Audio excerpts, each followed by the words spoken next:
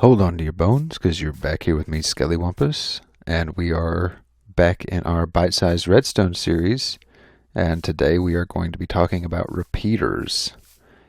So if you remember from the previous episodes, a redstone signal can only travel 15 blocks. See, this is too long. And the way we can remedy that, you see how it's turned off right here? Put a repeater.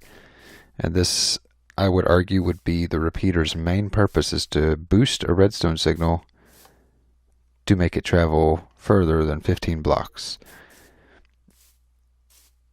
A signal coming out of a repeater will travel an additional 15 blocks. So from here all the way over here somewhere. And you can also use redstone,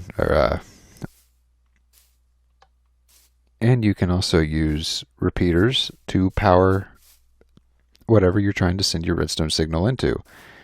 So instead of just running the redstone into it, you can use a repeater.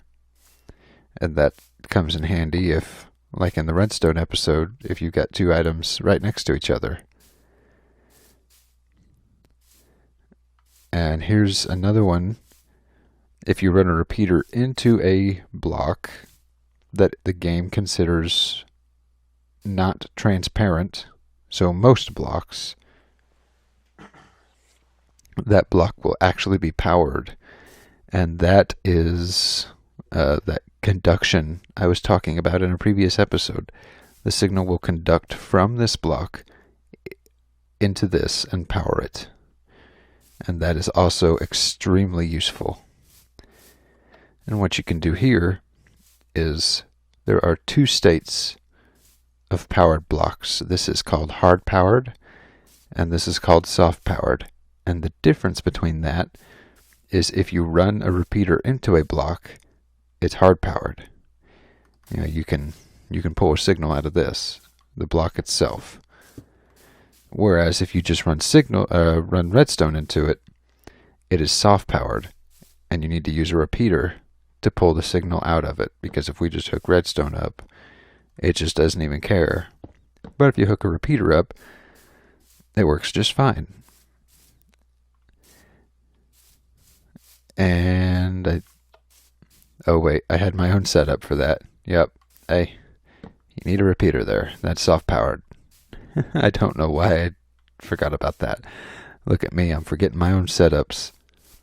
And this is another very important function of the repeater, is you'll notice I've got 3 in a row. Notice how it takes a second for it to turn on and turn off. That's because redstone repeaters can be used to set delays. And the way this works is each repeater itself causes a 1-tick delay. And if you don't know about redstone ticks, there are 20 redstone ticks for every real-life second. Okay, so that's really what that boils down to. So this would be a total of 3 ticks because there are 3 repeaters. And you can push these back. And now this individual repeater is set to 2 ticks, and then 3 ticks, and then 4 ticks. And you'll notice it takes a lot longer for it to activate. And you can do that. And since each one of these is set to 4 ticks, that's 4 times 3, so 12 ticks. So a little over, well, here. 8, 9, 10. Yeah, there we go. 10 ticks. So this will be half a second.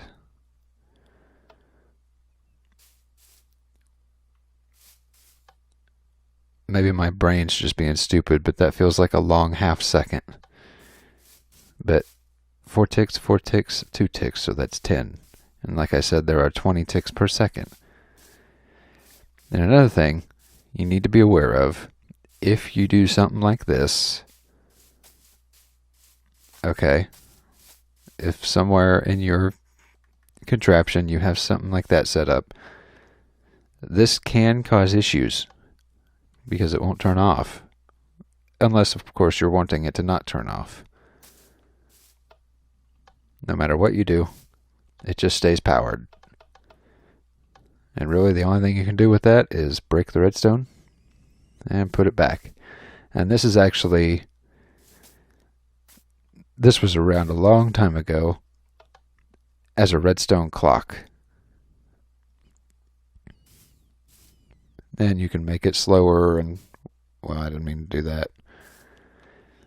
However, most people don't really use these anymore because they do have a tendency of like glitching out and just staying constantly powered. And like I said, there's no real easy way to fix that besides breaking the redstone and putting it back. And, you know, when this is buried into a whole lot of other redstone, it's sometimes a pain to go and find that one particular clock that's staying powered.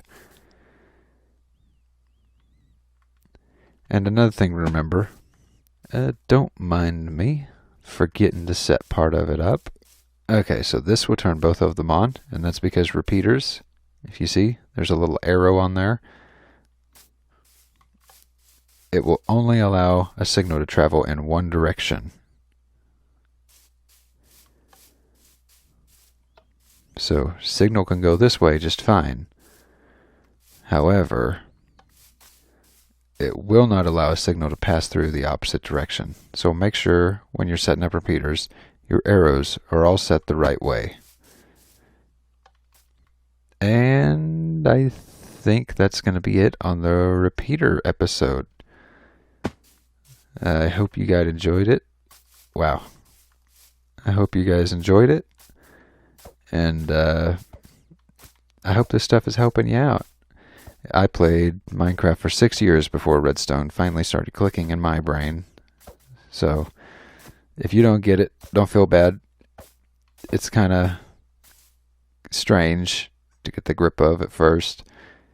But if you enjoyed this episode, go ahead and leave a like. And if you haven't already, go ahead and give that subscribe button a little love tap. Thank you guys for watching. Toodles.